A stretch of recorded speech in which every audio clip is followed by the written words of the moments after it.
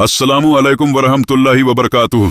आप देख रहे हैं इस्लामिक इंफॉर्मेशन, जहां हम सीखते हैं इस्लाम की वो बातें जो जिंदगी बदल देती हैं। आज हम बात करेंगे एक ऐसे जानवर के बारे में जिसका जिक्र कुरान और हदीस दोनों में आया है। जी हाँ, बकरी। रसूल अल्लाह ने फरमाया, बकरी में बरकत है।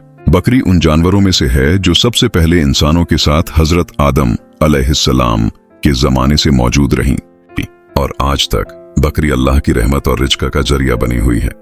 रसूल अल्लाह ने फरमाया, बकरी पालने में बरकत है और उसका दूध शिफा है। एक और बार फरमाया, जिस घर में बकरी होती है उस घर वालों पर बरकत नाजिल होती है।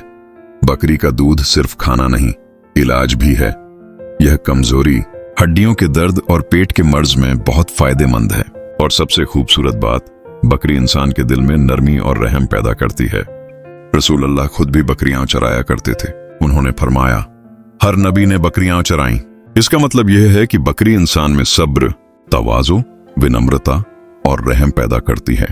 आज के दौर में जब लोग सिर्फ आराम ढूंढते हैं, बकरी पालना इंसान को मेहनत, सब्र और शुक्र सिखाता है। एक सहाबी के घर में बकरी थी। वो हर सुबह उसका दूध निकालकर गरीबों में बांट देते थे। एक दिन वो बकरी खो गई। रात को उन्होंने ख्वाब में आवाज सुनी, तुमने अल्लाह की मखलूक को रिज़्क़ दिया, अल्लाह ने तुम्हारा रिज़्क़ लिख दिया है।